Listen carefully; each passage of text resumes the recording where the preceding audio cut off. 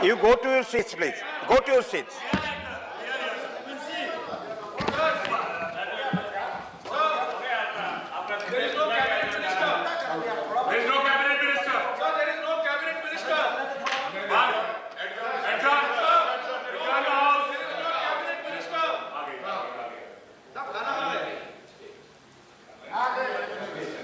Sir, हम लोगों ने खाना खा लिया, जी, लेकिन एक निवेदन आपसे करना चाहता हूँ, प्लीज। आप बैठ जाए. आप you resume your seats. साल में एक दो बार ऐसा होता है कि हम लोग देर रात तक बैठते हैं और आप खाने का इंतजाम करते हैं, लेकिन हमारे साथ जो स्टाफ के लोग हैं, मार्शल्स हैं, चैम्बर के स्टाफ हैं, ट्रांसलेटर स्टाफ हैं, सब भूखे बैठे रहते हैं. सबके लिए इंतजाम किया गया है. नहीं किया सर. आइंदा से सबके लिए तो उन्हें कन्वे नहीं किया गया. हम लोग खाना खाए, आप सबसे पहले यही है.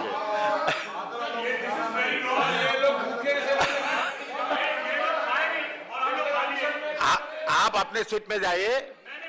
सबके लिए खाने का इंतजाम है.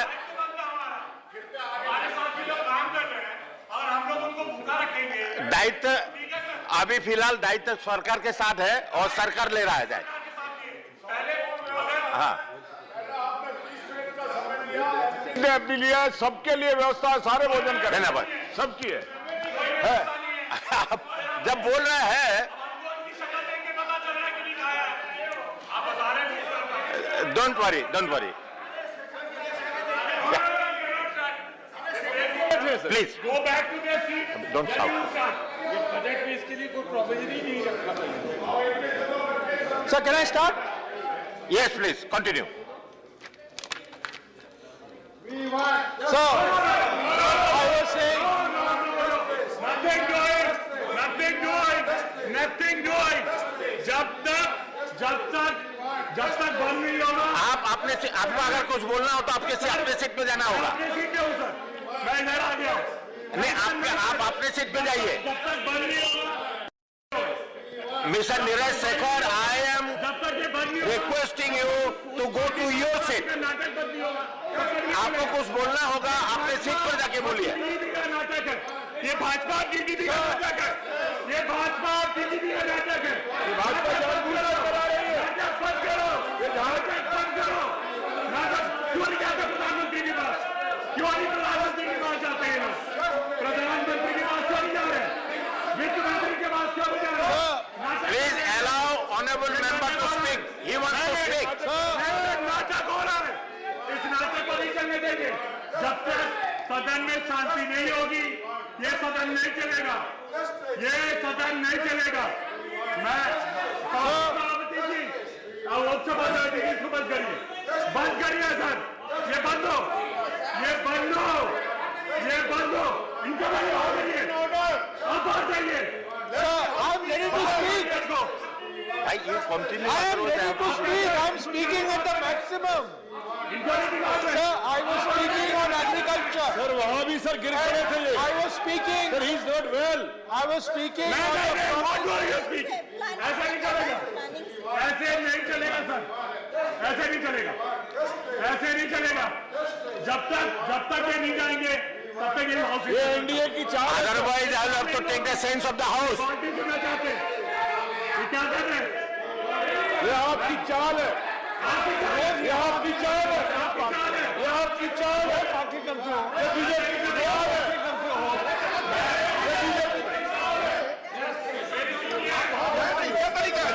आप लोग अपने सीट पे बैठिए. फिर हम हाउस के बारे में कुछ बोलेंगे. जाइए.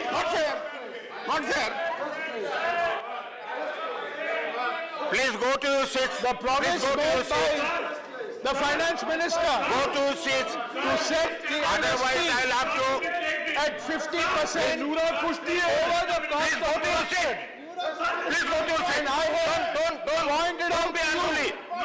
Mr. Neeraj Shekhar, don't be unruly. I will have to.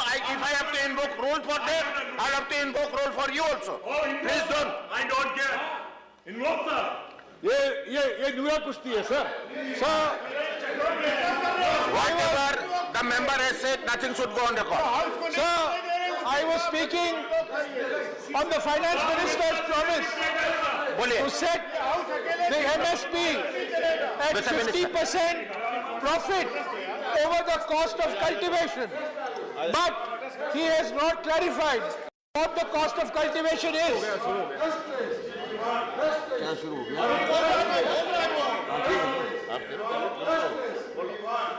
Sir, I was speaking on the finance minister's first big promise to set the MSP at 50% over the cost of cultivation. And I had pointed out that for most Rabi crops by 2013-14, Please don't shout. in the last year of the UPA government, the MSP and resume your was state, please. already well over 50% of the cost of production.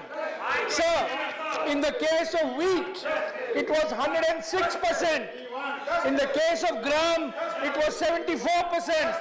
In the case of rapeseed mustard, it was 133%. And in the case of sugarcane, it is 96%. So in the case of kharif crop, for paddy, it was 36%. For bajra, it is 62%.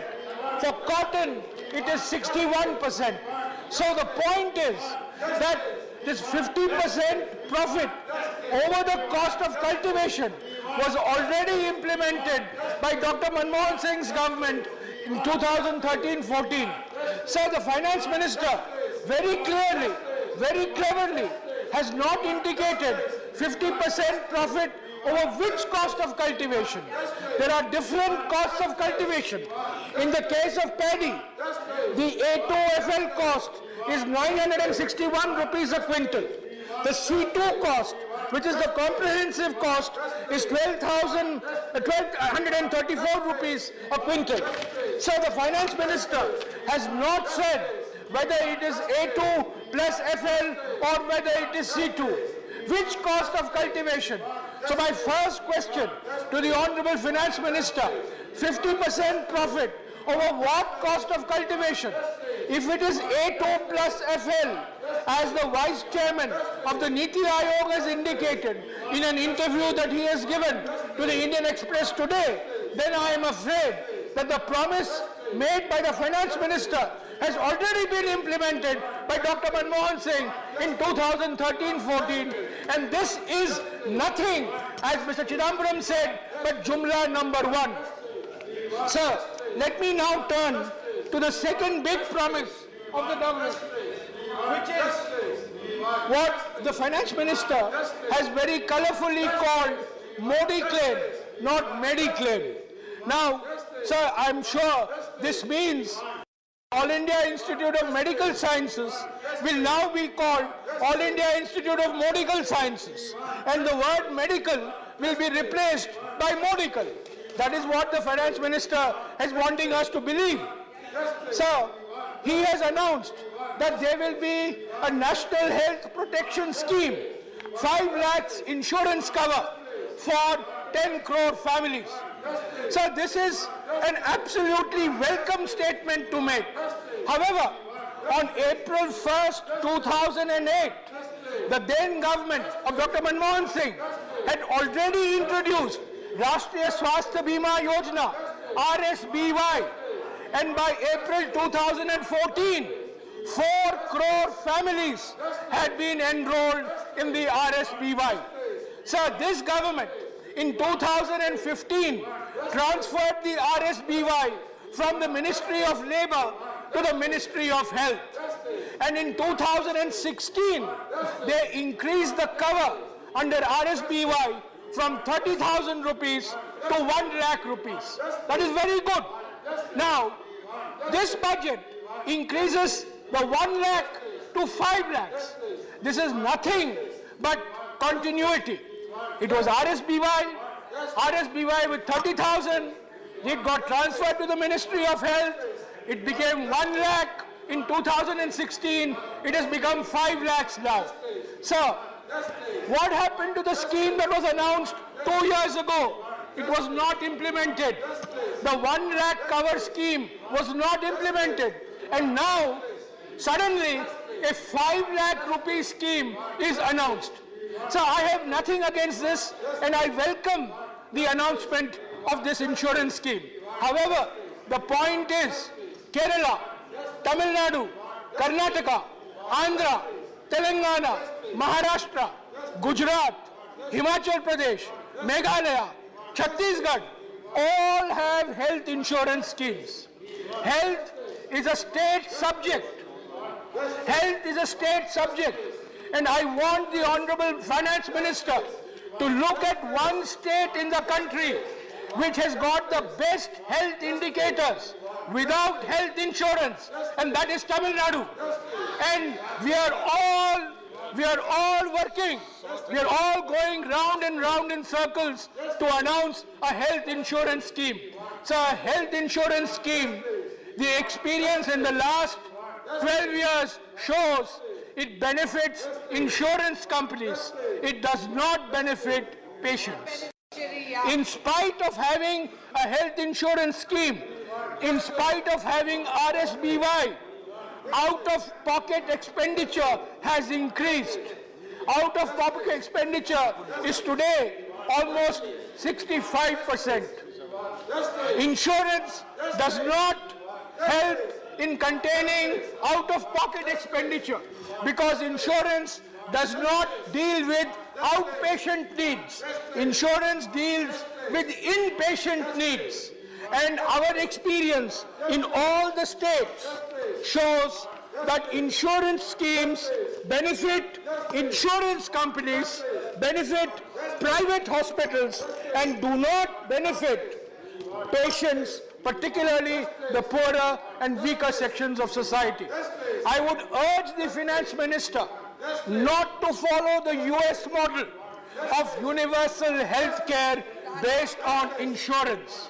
I want the Honorable Finance Minister to follow the Kerala model, to follow the Tamil Nadu model, which is universal health care with primary health facilities, which is universal health care with health delivery to all sections of society. It is Kerala and Tamil Nadu is health assurance. What this scheme is health insurance. There is a difference between health insurance and health assurance. We will support this government for any step for health assurance. But we will not support this government if it is indiscriminate health insurance.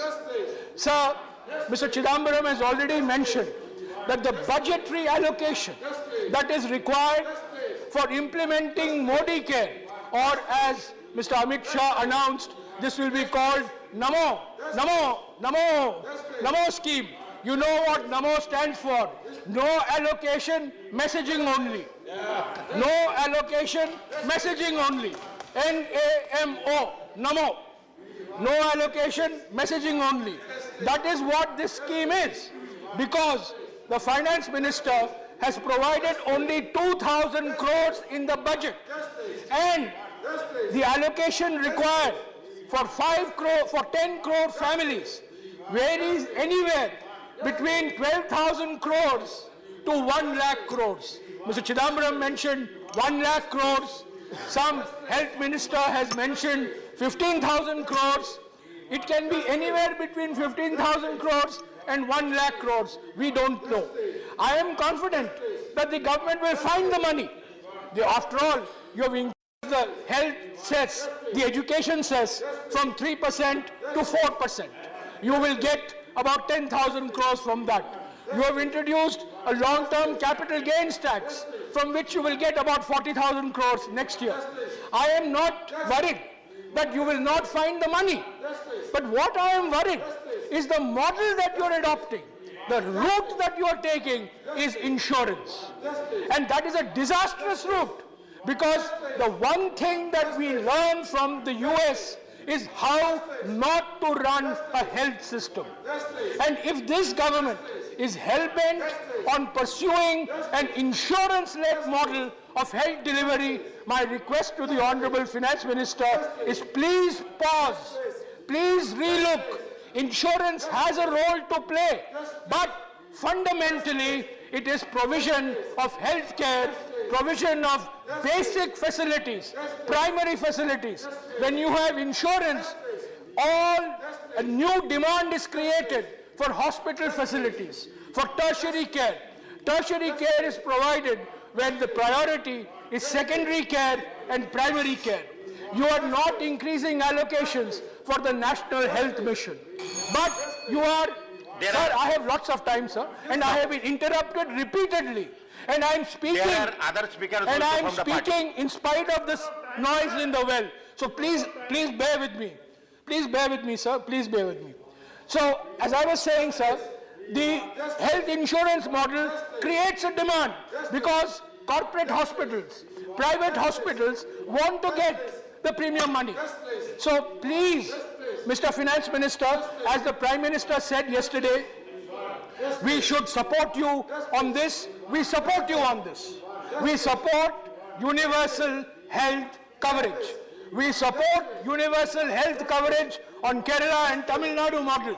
We do not support universal health coverage on insurance model. And this is the main problem with Jumla number 2.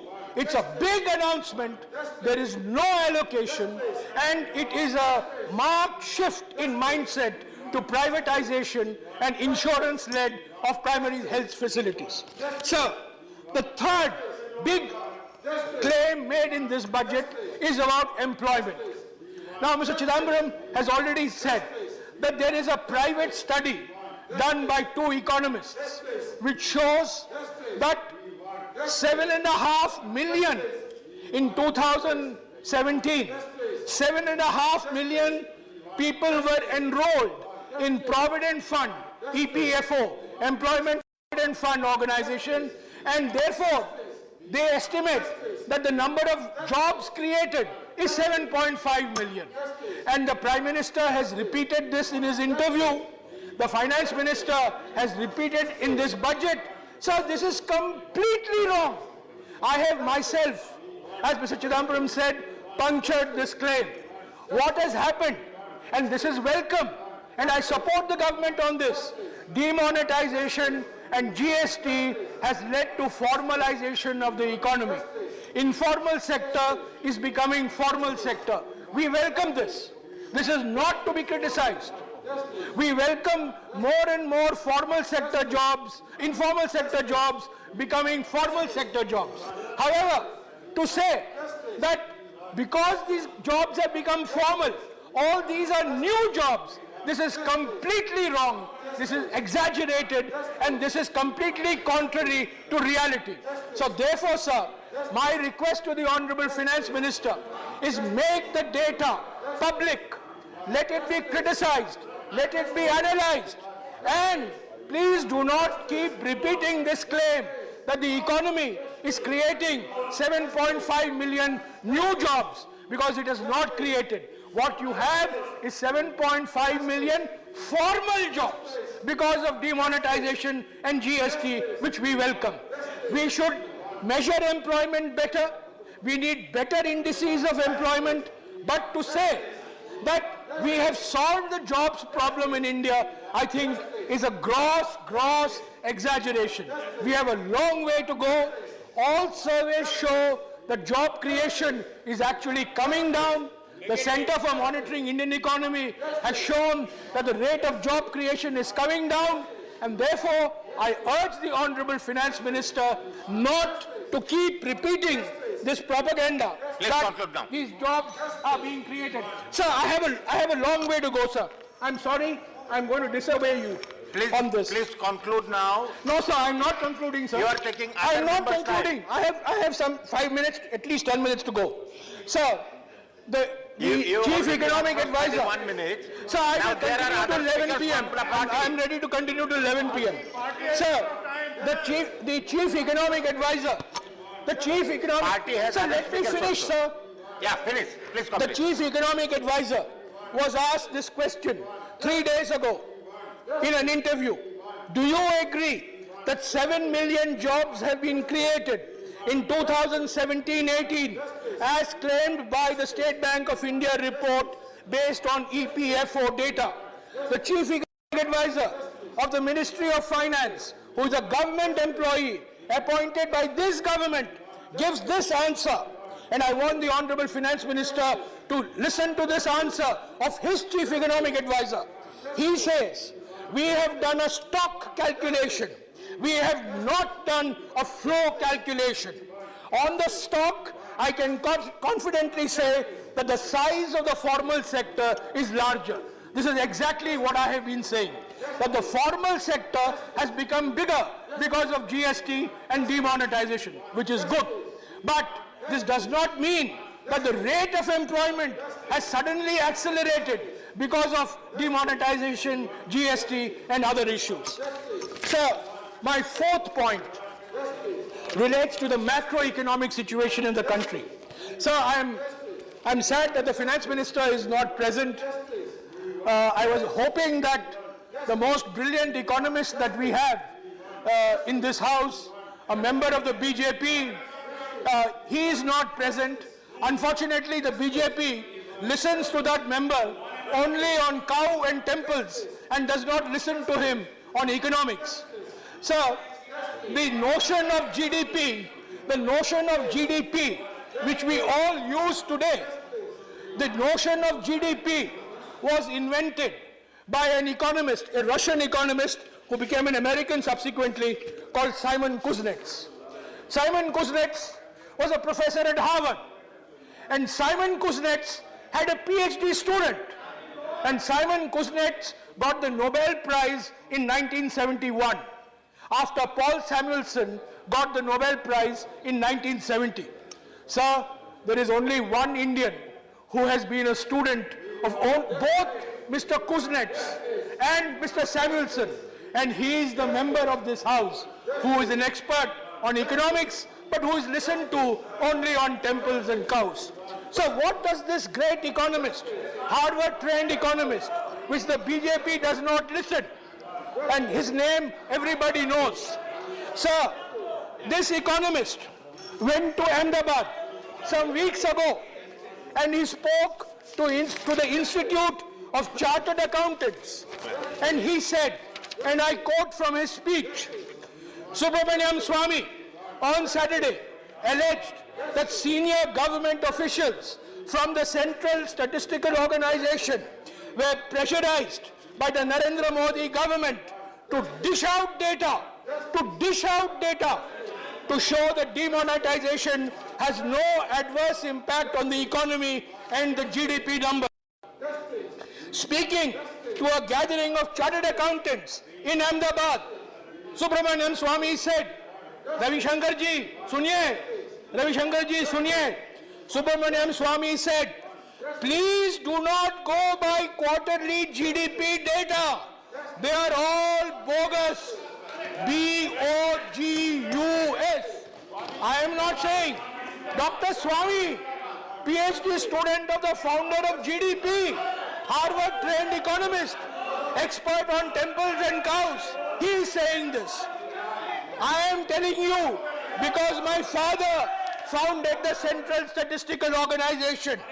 Recently, I went there with Union Minister Sadananda Gowda. He called the CSO person because there was pressure to put out data on demonetization. So they put out GDP data saying there is no impact of demonetization. I am feeling nervous. Subramaniam Swamy feeling nervous. This is an achievement. Subramaniam Swamy says, I am feeling nervous because I know there is an impact. And he goes on in the speech to debunk the GDP data, which is used by the finance minister to claim that we are the fastest growing economy in the world. So I'll take 5 minutes more. Sir, I'll take 5 minutes more. This is very important, sir. It is already 10 minutes more. Sir, it's very important. No, I'm not worried about you. I'm worried about the party. You come out later, sir. I want to finish. Sir, bad enough I'm being interrupted by them, sir. Sir, repeatedly, the Prime Minister, the Honorable Prime Minister and the Finance Minister have been saying इतना चमत्कार हो गया है, ease of doing business. We have moved 40 places. In the snakes and ladder, we have gone to a ladder which has taken us from 142 when Dr. Manmohan Singh was Prime Minister to 100. Wow, wow. I was also very impressed how India could go from 142 to 100 in 1 year's time. Sir, I have here, and I will authenticate it. This is a paper prepared by the Center for Global Development, which is only 1 kilometer away from the World Bank in Washington, D.C. Because the Prime Minister and the Finance Minister, the great champions of Swadeshi, take great pride in getting certificate from World Bank. I am also using a foreign organization which has ex-World Bank economists on its staff. And what do they show? The headline is, a change in World Bank methodology explains India's rise in doing business rankings. Ranking का तरीका बदला है, इसीलिए हम 142 से ऊपर उठकर 100 number पर पहुंचे हैं. The chief economist of the World Bank has resigned from the World Bank day before yesterday, Paul Romer, because he said there was political interference in the ranking of Chile. Because Chile had a left-wing government, they have now a right-wing government, and the World Bank was under pressure to show that the right-wing government, Rangarajan, you will be happy, that the right-wing government is doing better than the left-wing government. Sometimes left-wing does better than right-wing also. So Chile was an example. Romer resigned.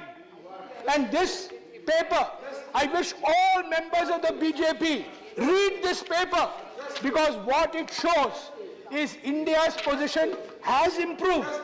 I applaud you. I applaud the Prime Minister.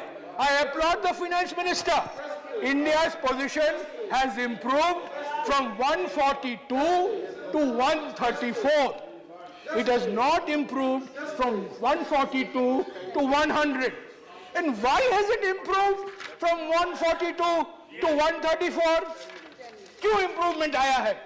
क्योंकि हमने एक कानून पारित किया, insolvency code हमने पारित किया, इसलिए हमारा रैंकिंग बढ़ा है. This is the Western model of economics. The Western model of economics. You have only 1 minute. Please complete. Sir, the Western model of economics is you can hire only if you can fire. If you make firing easy, you make hiring easy. So, we passed insolvency code, we passed bankruptcy code, which is very good. We supported it. It's a welcome step, and that enabled, that one single step enabled us to move from 142 to 134. I hope we will go from 134 to 100. I would welcome it. I would support any move. But let us not have a false sense of euphoria that reforms are leading to ease of doing business. And sir, sometimes, the former environment minister is sitting here, sometimes regulations are good for the economy. If you don't have any laws to control pollution, you can have ease of doing business, but your ease of living will die. So sometimes regulation is required, laws are required. Not all regulations are bad. We must enable businesses to start early. Sir, I will finish when I finish.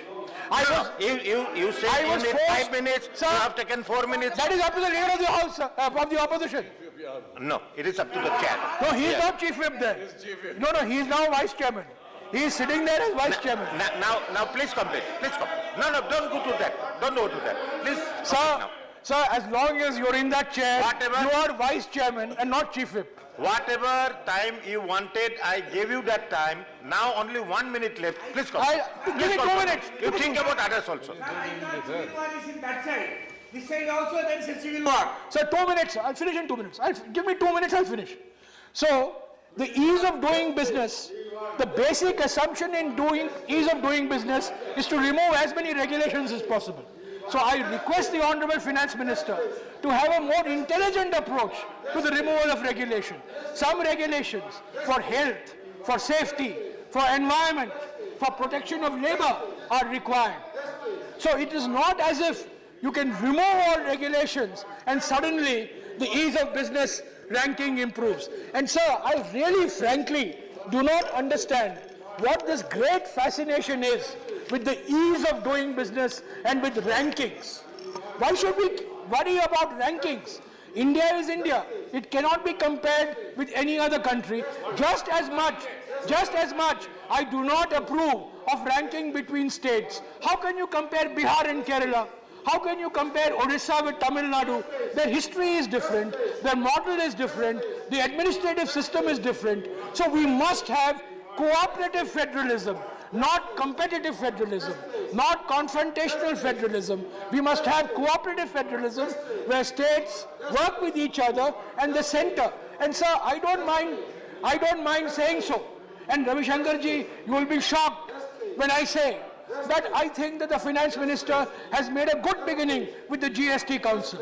The GST Council was a good innovation, although you stopped it from happening for 2.5 years, but that is history. Let's leave that aside. GST Council is a good innovation. The Finance Minister deserves credit for running the GST Council in a consensual manner, and I hope that this will be the shape of things to come. However, Thank you, Mr. Ramesh.